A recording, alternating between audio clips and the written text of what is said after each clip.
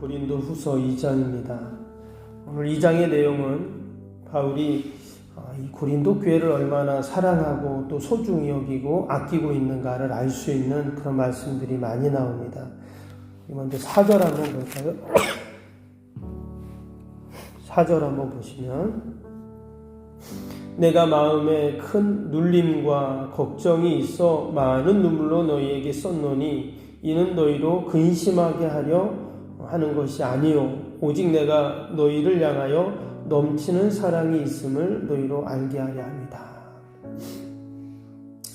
바울이 고린도 후서를 왜 썼는지 어떻게 썼는지를 이제 잘 소개하는 내용입니다. 여기 보니까 많은 눈물로 편지를 썼다 했죠. 혹시 눈물 흘리면서 편지 써본 적 있나요? 요즘에는 이렇게 좀 편지를 또 많이 안 쓰니까.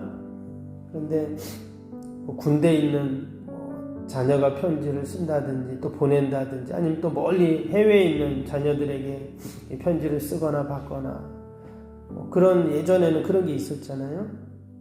근데 지금 바울도 이 고린도 교회를 생각하면서 많은 눈물을 흘리며 편지를 썼다. 또 말씀해 보니까 넘치는 사랑이 있음을 너희로 알게 하려 이 편지를 썼다. 이런 얘기를 합니다.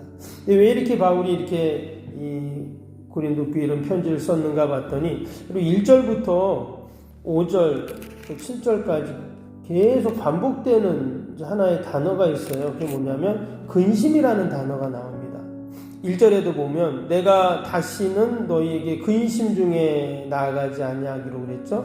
2절에도 근심하게 한 자밖에, 3절에도 근심이 나오고 4절, 5절, 6절, 7절 보니까 계속 이 근심이라는 단어가 나와요. 지금 이 고린도 교회에 근심이 많았다는 거예요. 앞에서도 이 고린도 교회 여러 문제들 때문에 어려움이 많았죠. 그런데 이 고린도 교회 생각하면 참 근심이 있고 그들 안에 근심이 많았다는 것을 지금 이야기를 하고 있어요. 그 생각을 하니 참 바울이 마음이 아프고 또 그냥 편지를 쓴 게 아니라 정말 눈물 콧물 흘리면서 이 편지를 자신의 마음을 담아서 편지를 썼다는 거죠. 7절 8절도 한번 볼까요? 교회를 향한 바울의 마음이 잘 나오고 있습니다. 7절 8절에 그런즉 너희는 차라리 그를 용서하고 위로할 것이니 그가 너무 많은 근심에 잠길까 두려워하노라. 그러므로 너희를 권하노니 사랑을 그들에게 나타내라. 아마 당시 교회를 힘들게 하고 또 괴롭히고 했던 사람들이 있는데 그들 용서하고 사랑하고 도리어 위로하라 이런 얘기를 하고 있어요. 우리 앞에서도 나왔는데 이 고린도 교회에 당시 거짓 교사들이 있다고 그랬습니다. 그들이 교회를 어지럽게 하고 또 진리를 왜곡시키고 또 그 한 일 중에 하나가 뭐냐면 바울의 사도권에 대해서 시비를 걸었죠. 바울이 과연 사도냐 아니냐. 만약에 바울이 사도가 아니게 되면 바울이 전했던 모든 복음들, 진리의 말씀들이 전부 다 왜곡되는 그런 일들이 이제 생기게 되죠. 사실 바울이 이 고린도 교회를 개척했다 했죠. 자신이 개척해서 무려 1년 6개월 동안 머물면서 그들을 가르치고 훈련시켰던 그런 교회예요. 그런데 바울을 신뢰하지 못하고 그를 인정하지 않는 자들이 생겼다는 거예요. 그런데 바울이 그런 이야기를 듣고 참 근심에 빠졌는데 뭐라고 했냐면 사랑하고 용서하고 그들을 위로해줘라 이런 얘기를 합니다. 쉬운 얘기가 아니에요. 당장 그들을 교회에서 쫓아내라 이게 아니라 사랑하고 용서해줘라 이렇게 말을 했어요. 우리가 고린도 전서에서 십자가의 도 이야기가 나왔죠. 근데 결국 십자가의 도는 뭐죠? 사랑이거든요. 그래서 이제 마지막 부분에 사랑 얘기도 나오는데 이 고린도 후서도 마찬가지입니다. 고린도 후서의 주제도 결국은 뭐냐? 사랑이다는 거예요. 그럼 모든 문제를 해결하는 방법은 뭐냐? 바울이 많은 해결책을 얘기했습니다.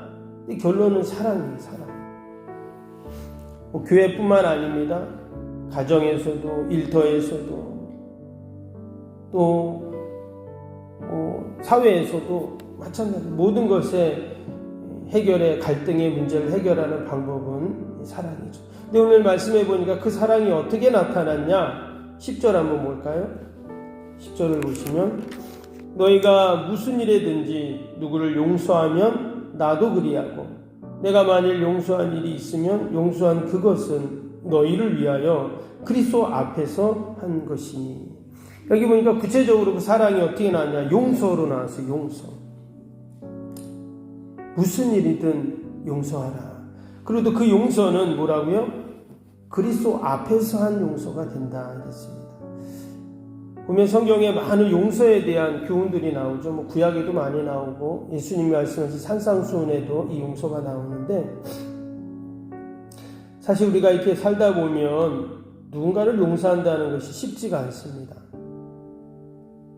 뭐 겉으로는 알았어, 용서할게 이렇게 말해도 마음은 어때요? 용서가 안 되죠. 그래서 이 성경에도 보면 용서에 대한 교훈이 참 많이 나와요. 에베소 4장에는 뭐라 그랬냐면 4장 32절 제가 읽어드리면 서로 친절하게 하며 불쌍히 여기며 서로 용서하기를 하나님이 그리스도 안에서 너희를 용서하심 같이 하라. 그래서 성경에서는 분명한 용서의 기준을 말합니다. 그 용서는 어떻게 하는 거냐? 그리스도 안에서 하나님이 너희를 용서한 같이 용서해라.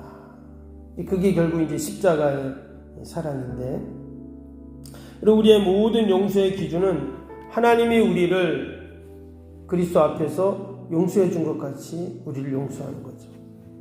그래서 오늘 이 10절에 나오는 그리스도 앞에서라는 말이 참 중요해요.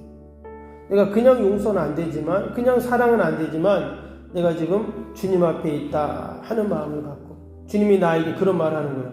너 어떻게 할래 저 사람? 하나님, 주님, 정말 용서가 안 되는데요. 어떻게 저런 사람까지 내가 다 사랑하고 품어줄 수 있습니까? 이렇게 우리가 말할 수 있는데, 나도 그렇게 했어. 이렇게 하나님이 말씀하시는 거죠. 즉 내 힘으로 능력으로는 도저히 용서가 안 되지만, 아무리 생각해도 용서할 수 없는 사람이지만 주님의 사랑, 십자가의 사랑을 우리가 생각하면 용서할 수 있다 하는 겁니다. 오늘도 또 한 주간도 우리가 주님의 그 십자가의 사랑을 생각하며 늘 품어주고 사랑하고 용서하는 저와 여러분 되기를 주님의 이름으로 축복합니다. 아멘. 또 오늘 14절 15절 한 절 더 볼까요? 뭐라 그랬습니까? 항상 우리를 그리스도 안에서 이기게 하시고 우리로 말미암아 각처에서 그리스도를 아는 냄새를 나타내는 하나님께 감사하노라. 우리는 구원받은 자에게나 망하는 자들에게나 하나님 앞에서 그리스도의 향기니. 또 16절에도 이 사람에게는 사망으로부터 사망에 이르는 냄새요 저 사람에게는 생명으로부터 생명에 이르는 냄새라. 누가 이 일을 감당하리요? 여러분, 우리가 그리스도 안에서 14절 말씀에 우리가 그리스도 안에서 뭐 사랑하고 용서하고 품어주라 그랬죠? 그러면 결국 그것이 뭐냐? 그리스도 안에서 결국 이기게 하시는 일이라고 했어요. 내가 용서하고 내가 도리어 그를 품어주면 내가 지는 게 아니라 결국 그것이 이기는 거다 이렇게 말을 했어요. 왜? 주님 안에서 하니까, 주님 앞에서 내가 하니까 결국은 우리가 용서하는 것이죠. 그리고 그 모습이 어떤 모습이냐? 바로 그것이 그리스도의 향기를 내는 모습이고 바로 그것이 하나님이 기뻐하시는 모습이다 하는 것을 우리에게 이야기하고 있습니다. 여러분, 내 그 문제에 내가 힘겹게 싸워서 내가 이기는 게 아니라 내가 그리스도 안에 있고 주님 앞에 있을 때 여러분 이기게 하시는 하나님의 은혜가 분명히 있을 줄로 믿습니다. 내 힘으로 하면은 내가 힘들죠. 그러나 다 우리가 주님께 맡기는 거잖아요. 주님께 다 맡기고 주님 해결해 달라고 우리가 나아갈 때 여러분 반드시 승리하는 역사가 있을 줄로 믿습니다. 오늘 마지막 17절 한번 볼까요? 우리는 수많은 사람들처럼 하나님의 말씀을 혼잡하게 하지 아니하고 그 순전함으로 하나님께 받은 것 같이 하나님 앞에서와 그리스도 안에서 말하노라. 늘 내가 하나님 앞에서 또 내가 그리스도 안에서 내가 말하고 또 사랑하고 또 내가 믿음으로 신앙으로 살아가는 여러분 그 모습이 바로 하나님이 가장 기뻐하시는 모습일 줄로 믿습니다. 내가 오늘도 하나님 앞에 있다. 오늘도 그리스도 안에 있다. 여러분 이러한 믿음과 신앙으로 하루도 승리하는 저와 여러분 되시기를 축복합니다. 오늘 말씀 생각하면서 또 우리 주일기도 함께 기도하도록 하겠습니다. 주일기도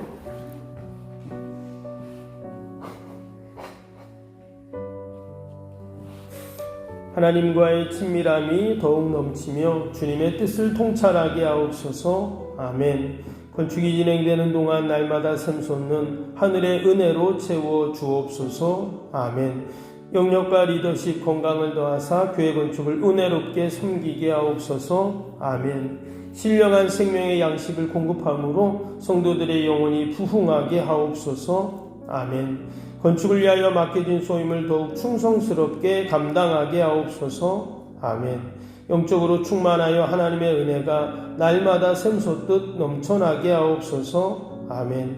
앞장서서 섬기시는 장로님들의 가정과 자녀와 사업에 복을 더하여 주옵소서. 아멘. 모든 중직자들이 마음을 모으고 정성을 모아 성전을 짓게 하옵소서. 아멘. 건축위원회가 건축위원들에게 지혜와 지식의 영으로 충만케 하옵소서. 아멘. 하나님의 마음을 알고 하나님의 영광에 합당한 성전으로 세우게 하옵소서. 아멘. 모든 성도들이 건축위원이라는 주인의식을 가지고 기도에 힘쓰게 하옵소서. 아멘. 구역원들이 말씀의 꼴을 풍성히 먹도록 먼저 은혜를 경험하게 하옵소서. 아멘. 교회의 영광을 위해 맡겨진 사명을 기도함으로 감당하게 하옵소서. 아멘. 평신도 지도자들이 굳은 일이나 힘든 일에 앞장서 섬기게 하옵소서. 아멘. 한마음으로 주님의 비전을 보게 하시고 믿음으로 승리케 하옵소서. 아멘. 예수님의 이름으로 기도합니다. 아멘. 사랑과 은혜가 충만하신 하나님 아버지, 오늘도 우리가 하나님 앞에 있게 하시고 늘 그리스도 안에 있게 하여 주옵소서. 우리는 용서할 수 없고 우리는 사랑할 수 없고 또 우리는 사명 감당할 수 없지만 하나님 앞에 있을 때, 주님 안에 있을 때 넉넉히 감당할 줄로 믿습니다. 하나님이 이기게 하시는 줄로 믿습니다. 늘 말씀 붙잡고 승리케 하여 주옵소서. 하나님 오늘도 아버지 거룩한 날 주의 전을 찾는 모든 발걸음들이 복되게 하시고 예배마다 모임마다 은혜와 기쁨이 충만케 하여 주옵소서.